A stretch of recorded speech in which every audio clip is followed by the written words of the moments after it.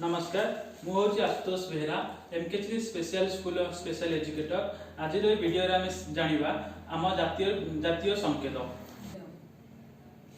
वर्तमान ये lockdown period रे घर थिबा मानसिक अनग्रसर पिला मानकु किपर विभिन्न कार्य नियोजित करि परिबा आम आज ये वीडियो माध्यम शिखिबा। एहीपरि वीडियो देखिबा को चाहूतिले वीडियो टी को शेष पर्यंत देखंतु, लाइक करंतु, सब्सक्राइब करंतु और बेल आइकन टी दबाइ दियंतु। तेरे चलंतु आमे ए वीडियो रे हम देशर विभिन्न जातीय संकेत विषय रे जानिबा। पिला माने तुम माने तो अगस्त 15 जनवरी 26 विभिन्न सब पालन करिथिबो से सब पताका उड़ाइ थाए तुम जानथिबो तो सेटा होछ हमर जातीय पताका। एटा होछ हमर जातीय पताका। एटा जातीय पताका हमर होची एटा। तापरे खरा दिने तो विभिन्न प्रकार फल पाची थाए आंब, सपुरी, नाशपाती से सब फल मान मध्ये हम जातीय फल होची गोटा एटा होची आंब। आंब होची हमर जातीय फल। समान सब आंब खाइथिबो तो मीठा लागे ना। देखो एटा होची हमर जातीय फल। तापरे पिला माने तमे सब चिड़िया खाना जाइथिबो, नंदनकानन बुलिथिबो, विभिन्न प्रकार पक्षी देखिथिबो, मयूर देखिथिबो, सुआ देखिथिबो, साल देखिथिबो, बग देखिथिबो, विभिन्न प्रकार पक्षी तमे सब देखिथिबो। ता मध्ये मयूर होची हमर जातीय पक्षी। जातीय पक्षी कोन? मयूर। मयूर जानथिबो, मयूर वर्षा हेले केते नाचि थाए एटा होची हमर मयूर। मयूर होची हमर जातीय पक्षी। पिला माने तमे सब बाहागर मंदिर विभिन्न प्रकार पर्व को देखि से सब विभिन्न प्रकार घंट हुड़ाहुड़ी विभिन्न प्रकार सब शब्द बाजता तो देखो गोटे शंखाली आसी थाए, शंख बजता धଳାର केमती गोटे पू किना साउंड होई थाए एटा होची शंख। कोन कहंती एटा होची शंख। शंख शंख होची हमर जातीय ध्वनि। बाहागर मानकरे मंदिर मानकरे सब पूजक माने सब शंख बजाइछंती। घरे तमर मां माने मात्र पर्वपरणी शंख बजाइछंती सेटा होची हमर जातीय ध्वनि। एटा तो जानिलो। तेबे चला हम देखिया जातीय पशु। तमे सब चिड़ियाखाना जाइथिबो, विभिन्न प्रकार पशु जानथिबो, बाघ, भालू, हाथी, कुकुर, बिलेई। ता मध्ये हमर होची जातीय पशु होची बाघ। बाघ होची हमर जातीय पशु। देखो एटा भले देखो बाघ सब केमती बोबाए एटा होची हमर जातीय पशु। ए तो तापर पिला माने जातीय पशु नाम कोन? जातीय पशु होची बाघ। बाघ सब नंदनकानन जाइबो देखिथिबो बाघ एटा होची जातीय पशु। तापर पिला माने तमे सब पोखरी देखिथिबो, नई देखिथिबो, नाळ देखिथिबो, तमे घर मान सब थांती एठी सब विभिन्न प्रकार फूल फुटुताए, दळ थाए।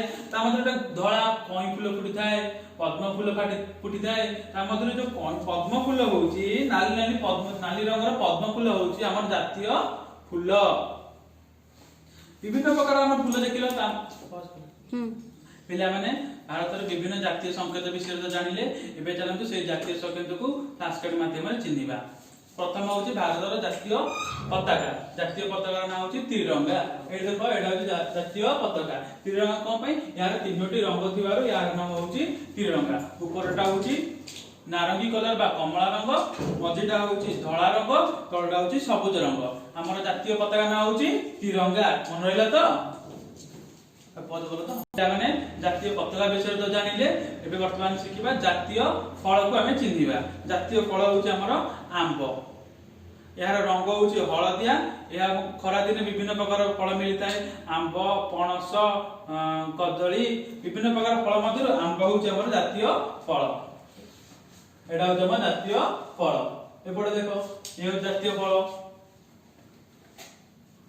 एडा होची हमर जातीय फल।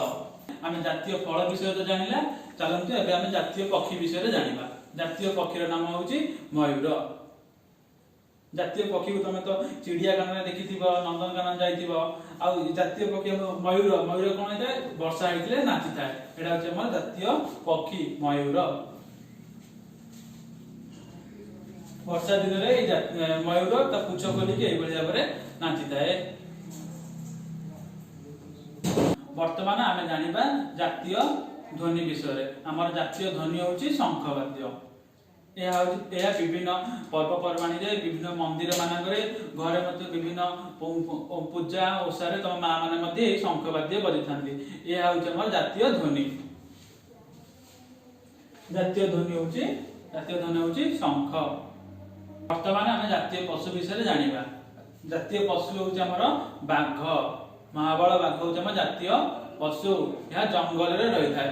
ଏହାର 4ଟା ଗୋଡ଼ ଥାଏ। ଏଟା ହେଉଛି ଜାତୀୟ ପଶୁ। ଜାତୀୟ ପଶୁ ହେଉଛି ଆମର ବାଘ। ଭଲକି ଦେଖ, ଏଇଟା ହେଉଛି ଆମ ଜାତୀୟ ଫୁଲ। ଜାତୀୟ ଫୁଲର ନାମ ହେଉଛି ପଦ୍ମ।